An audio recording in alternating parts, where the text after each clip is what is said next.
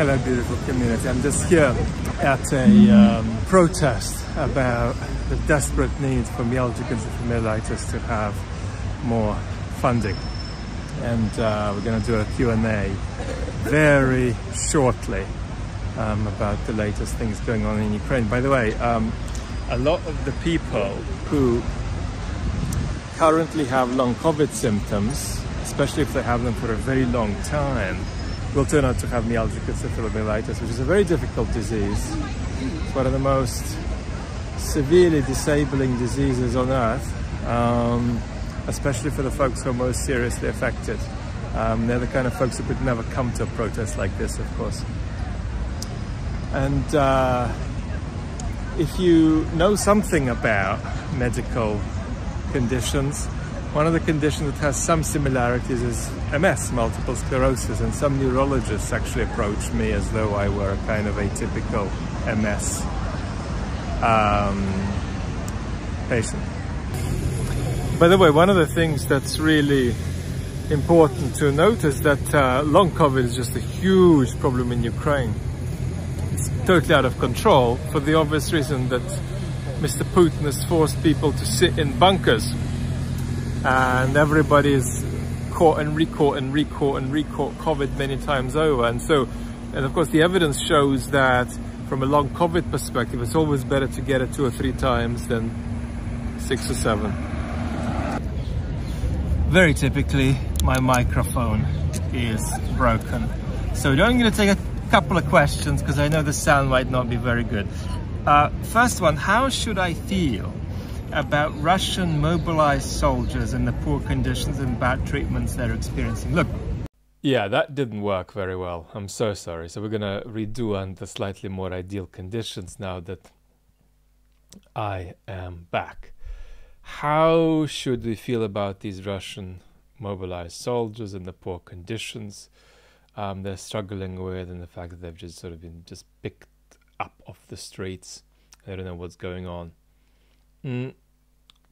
I think 2 things, actually. So first, always consider expanding rather than contracting your economy of ethical feelings. So if you feel 2 things about these soldiers, like you hate them because they're killers going to Ukraine, you feel something else like that, don't then consider the 3rd or 4th thing you might think as being something you put in there instead of the first 2 things you feel. Yeah? Consider adding so that your feelings are more enriched, more conflictual, you know, because that stuff's going to be there underneath, even if you try to iron it out a bit with how you describe it. So I always say, when you're responding to things like this, complicate, you know, and it might be that 90% of you is pulled in one direction, 10% in another. Just accept that and explore that for you authentically. And then the second thing I would say is that it makes a world of difference whether you're a Russian citizen or not. If you're a Russian citizen, these are your fellow citizens, and they will, at least in some proportion, survive, and they'll be back in society, and you're going to be stuck with them. They're going to be voters, they're going to be around, they're going to be traumatized, they're going to be trained in violence. They might do something around making it harder for the country to move forward. They might do something around making it easier to get rid of the Putin regime because they are comfortable to escalate protests, for example, once they've been through this hell. So if you're not a Russian citizen, it's pretty much okay to feel whatever you authentically want to feel where you land, really. And the only thing I would add to that is just complicate your economy of sentiment. Catherine Belton's piece in the Washington Post, saying that senior Russian officials and people within the business elite are drained and depressed and expecting the worst. What do you make of that, Vlad? Catherine Belton is scrupulous, and if there's any bullshit in anything she ever says, it's because she's receiving it, and applying quality control to it was impossible given what anybody in her position could realistically know. So that's to say, she's top class professional. The observation I'd make is that you got to be aware that the majority, well, all Western journalists who have connections with the Kremlin or have connections with sort of middle-ranking folks in the regime are always more likely to have connections with people who are more unhappy, who are more critical, rather than people who are more loyal. So we've got to be aware that things skew a bit in that direction. These are the people most likely to want to speak with Western journalists. So that's not a direct commentary on this piece, but it's a general commentary on this sort of piece. I think the only other thing I would say is that in the, let us say, top 1,000 people in the Putin regime, there's a kind of exit strategy crisis. They don't know how to jump off. They don't think this is going anywhere good in many cases. Most of them probably see that, but they don't know how to jump off. And then that's complicated by something else. Is a lot of people feel that they could be the group that's picked on when the blame game kicks in for the failure of the war. And so that also paralyzes people from taking more constructive, assertive action. Not necessarily revolutionary action, but making some kind of move. So this paralyzes people. Why has the Moscow mayor announced that mobilization in Moscow is over? Well, Sobyanin is obviously privately not terribly interested in this war, and he is also in charge of a city where there's very high protest mood, and he'd probably have a realistic sense of how high that mood is. So this is about protecting Moscow, and it doesn't mean, though, that it's real. It could be just what's said, and then exactly the opposite happens, or exactly the opposite happens with a delay. So we should never trust any of it. But nevertheless, there is a tendency there to say, well, look, I'm going to protect my city, and I'm going to make the case that that's anyway good for the Putin regime because I don't want people being too pissed off in Moscow. That's much more dangerous than people being pissed off in remote parts of the country. And it's part of this kind of regime-wide, not me sort of dance that Mr. Putin himself is doing. I mean, the way he's speaking about the bombardment of civilian bits of Ukraine is a bit not me.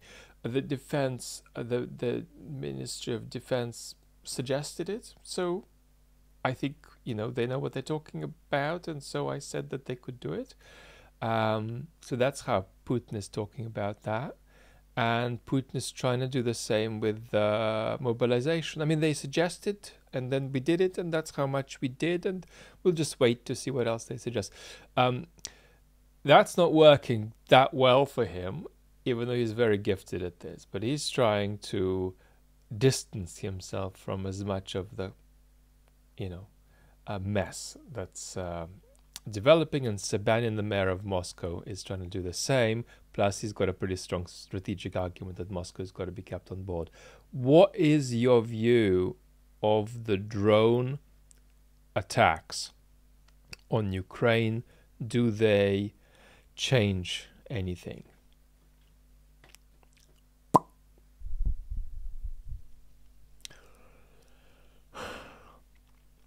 It's simple. The Kremlin wants conflict and crisis and instability inside Western societies. And the Kremlin wants to do anything it can to bring that about more rapidly. It doesn't want that in 8 years, it wants it next year or this year. And so the drones are a way of escalating and saying, okay, well, now you have to give Ukraine more weapons, or you have to give Ukraine more support of various kinds to get Ukraine through a winter that's going to be even more, agonizing than it might have been. Are you going to do it? Maybe you'll have some internal quarrels about doing it. What, more support and more weapons? So we're escalating a bit, Kremlin say, and we're going to put the West in a position where they have to escalate again. And maybe they won't do it. They probably will, but maybe they won't. But if they do, we'll have to escalate, or we'll just wait for Ukraine to do something, and that will be the escalation that happens, and consequences will ensue from that, and we'll try to, again, create a feeling that things are getting out of hand, so that not just Elon Musk, but many people develop the feeling this is too dangerous and we need to put the brakes on.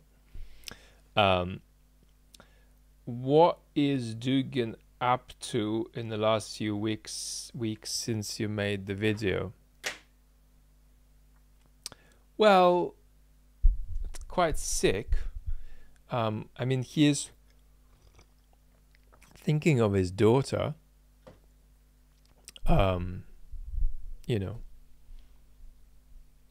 all day long, and putting disgusting posts up with all kinds of militaristic quotes from her. He probably puts 20 posts up a day about his daughter.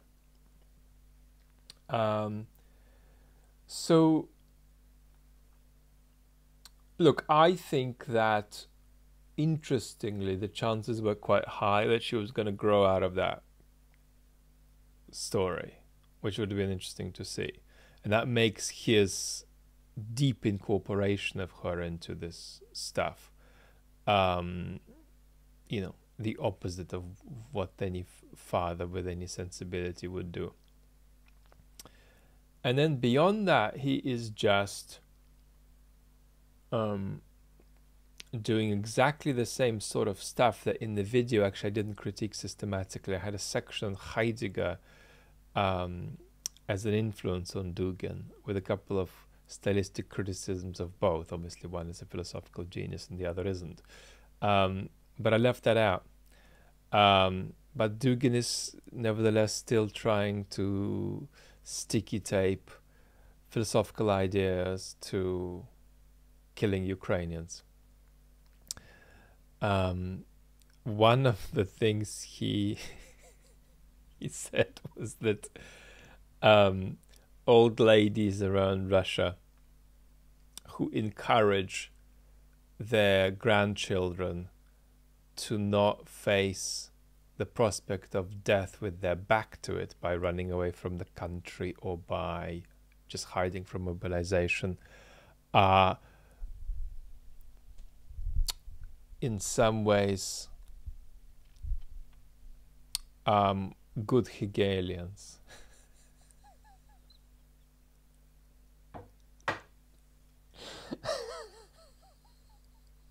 The guy is the most apocalyptic pseudo-intellectual dildo you could ever imagine.